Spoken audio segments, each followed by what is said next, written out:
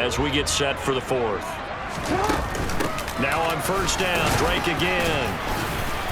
And room there to work it inside the 25.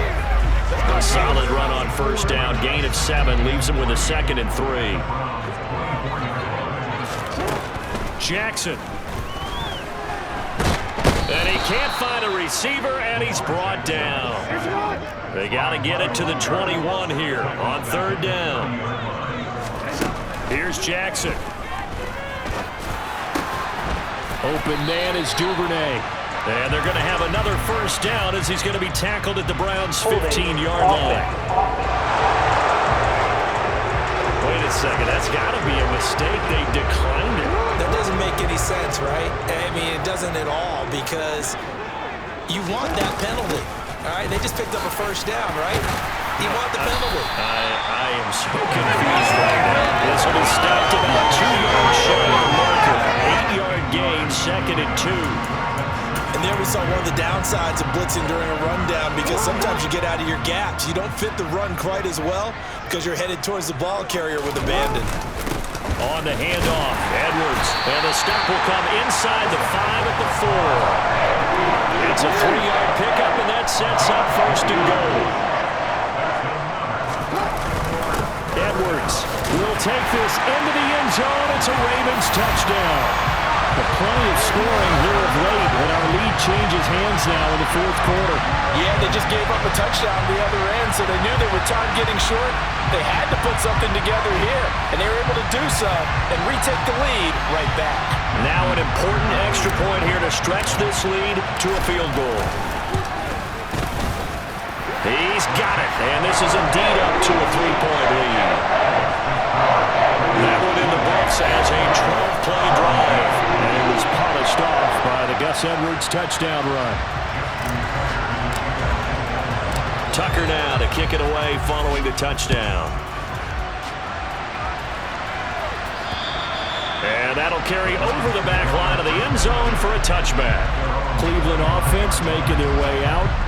And they will be looking to answer the touchdown their defense just surrendered. Still a good chunk of time remaining here in the fourth quarter and a chance to regain the lead in a tight one.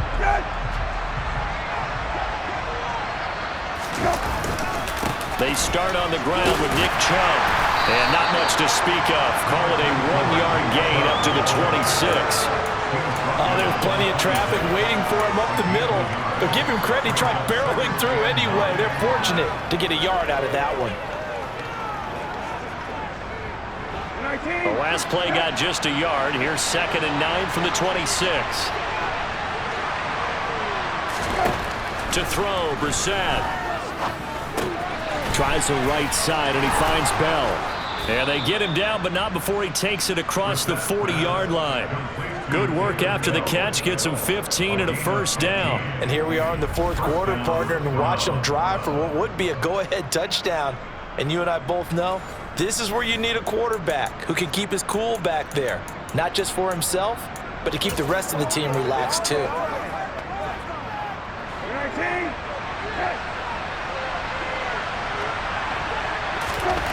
Brissett to throw on first. And that's going to be caught by Peoples-Jones.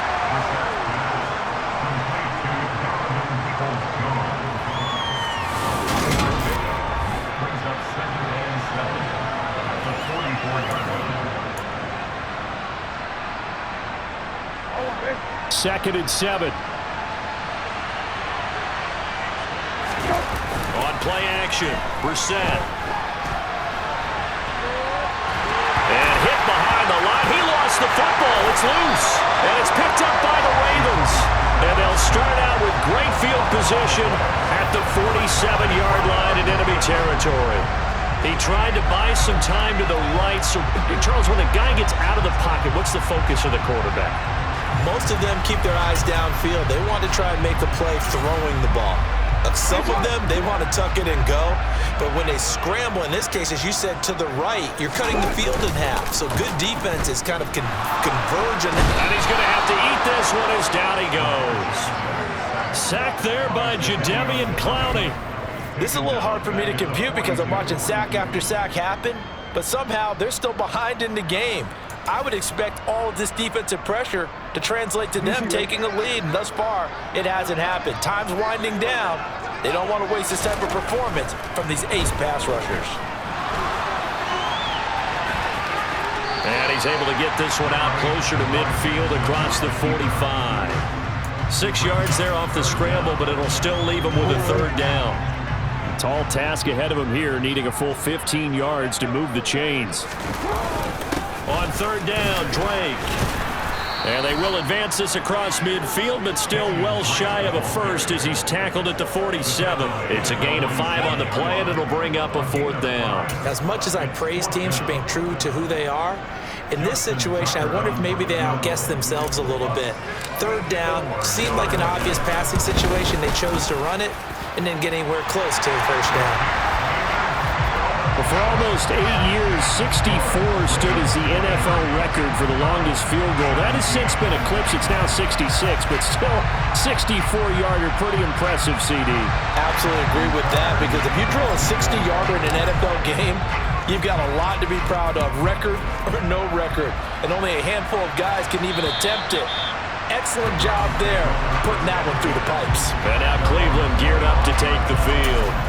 And that last turnover could have proven more costly, but their defense only gave up 3. But now answering with a field goal doesn't do them much on this drive. They need to try and find the end zone. On first down, they'll run with Chubb. And he will lose yardage and be backed up to the 24. He'll lose a yard there, and it's 2nd and 11. There's no question that coming into this game, this defense is pretty vocal about his desire to take this running back out of his game. And all that pregame wolfing has turned into results. On the move to his left. This is the tight end, Njoku. And up to the 35 before they're able to knock him down. 63 yards receiving for him now, and that last catch good enough for a first down. Don't worry.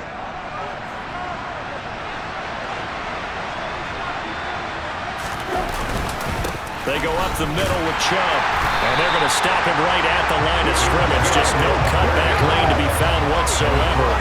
2nd and 10. Officially nothing on that last run. They'll try again, 2nd and 10. Throwing, Brissett.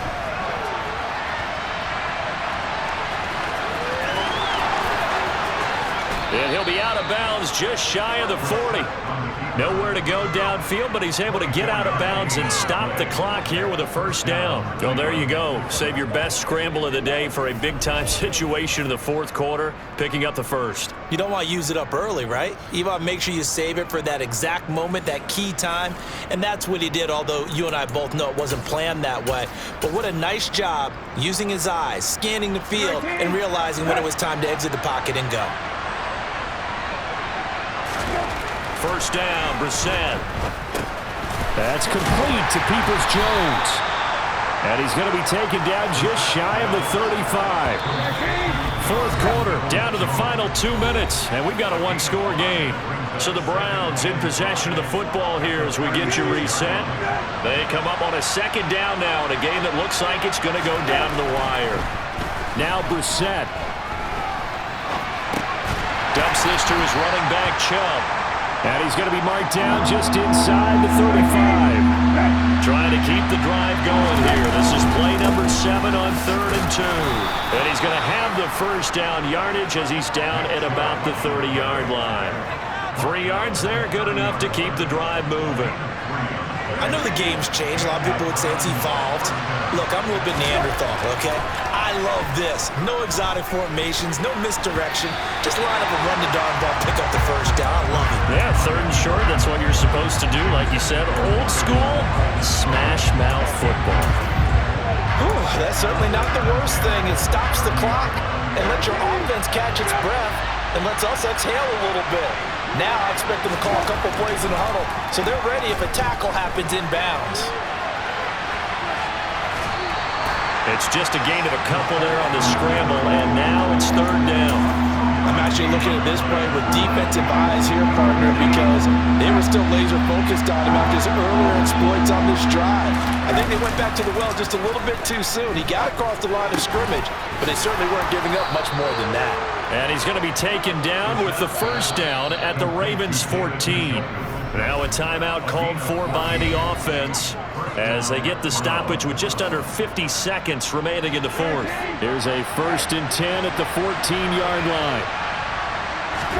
Here's Brissett. And he slides and covers up at the end as he's going to be able to pick up decent yardage. Nice work to get 7 out of that, and it's 2nd down. York able to send this one through. And that will bring the deficit back down to 3. So with that field goal, this one's now back within a field goal. Maybe not the ultimate result they wanted, but gets them that much closer. This game is unfolding like a really good book, isn't it? Because I feel like there's a few more plot twists yet to be revealed before this one is over. Well, fourth quarter, they felt like they needed the football back. Unfortunately, they couldn't get it. And I know we've brought analytics into the game, and someone has said here that the data says that when a team's expecting an onside kick, 80% of the time, the team expecting it, they do actually recover the ball, which is what we saw here. I just wonder if that number is much more of a anecdotal type of a number. Kind of like when the coaches tell us, well, when you score on special teams, 93% of the time you win the game. I'm still waiting to see that number is empirical. Down to a knee here. The defense still with a couple of timeouts. We'll see if they want to use it. We all just got a heck of a show party. This was a close game for a long time. Close at half, close down the stretch. Home team finds a way to get it done. A narrow victory. Yeah, they finished with a flourish, didn't they? Because there were times where each side looked like they were the better team out there. And the outcome was in doubt for much of this game. Every snap seemingly more important than the previous one. Great effort from the guys visiting, but in the end, how about those guys in their home stadium finding a way to win? So for the Ravens, they move back over 500 now at 4-3. And they will hit the road next week to take on the Tampa Bay Buccaneers. Meanwhile, for the Browns, they dipped to 2-5 now with the loss. And they'll be back home next week as they're set to take on the Cincinnati Bengals.